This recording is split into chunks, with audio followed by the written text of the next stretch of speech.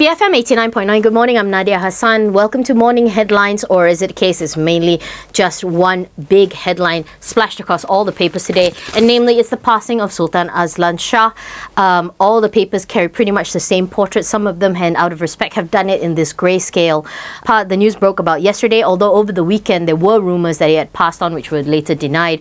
So clearly that was a precursor to this, and a lot of them have chosen to deal with it pretty much the same way. If you go with the Star, they've chosen to go with the gloom over Perak, same picture, but talk about him basically being a great legal mind, his interest in sports, and his time as a ruler. If you go into the deeper pages, it talks about the same kind of thing. Talks about Perak mourning the passing of the Sultan, basically stories from people who knew him as a judicial luminary, all his contributions. And also talks about his role as the father of Malaysian hockey, talking about the contributions he made. Definitely a lot of them will come up with these headlines over the next few days as the people try to absorb. He will be laid to rest this afternoon.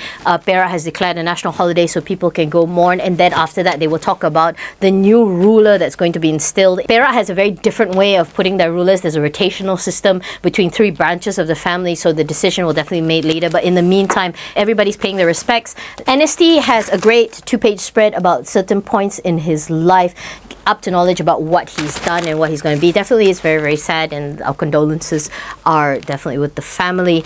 Among those giving their condolences is, of course, PM Najib. He returns to pay last respects. PM Najib, together with his wife, are actually on a trip now to China in order to foster closer relations between the two countries following MH370. Let's not forget that China is a massive trading partner, so of course you have to do it. But he is breaking the trip in order to come back, attend the funeral, and then he's going to go back. Since the passing, there's not really much else in the papers, but a few little bits you picked up, including this bit about Malaysia planning to open a consulate in Xi'an. I think you'll see a lot of these pieces of news coming out in the next couple of weeks as they try to foster closer ties. There's been talk about maybe making visas easier as well. And I've mentioned before that these kind of trips, they're fine. They're great for photo opportunities, but you really want real stuff to come out of it. If you open a consulate, what does that mean? At the moment, you have to have flights there, you have to have, infrastructure. I'm hoping for more of those kinds of announcements rather than pretty pictures of people shaking hands. It seems to be just full of sad news today, definitely. Sinar also goes talking about how the Sultan, with the soul of the people, he is gone as well with that picture. Utusan actually goes into the royal language, talking about Sultan Azlan Mangkat. They all have, with different pictures, but they've all pretty much decided to choose on it the same way. Whether or not there'll be criticisms of him, that one I'm not really sure. We'll have to see, as the time goes on. Right now I think it's too much of a fresh wound in people's minds. It does seem to be a day of very, very sad news. The other ones is more issues at Lahad Datu. Talk about a commando shoots colleague, 2 civilians in Lahad Datu, and it talks about how a commando armed forces gunned down a colleague and 2 civilians in a shooting incident yesterday.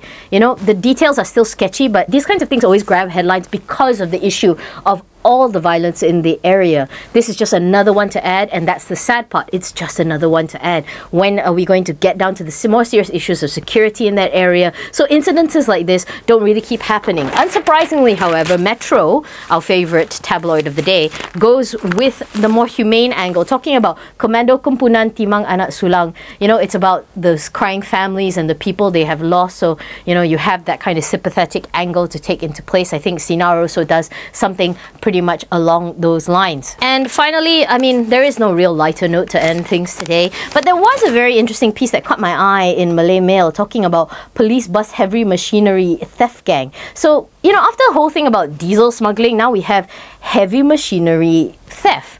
That's interesting because it's not the fastest thing to kind of drive away. You can't sit, unless the thieves are sitting there going, you can't see me.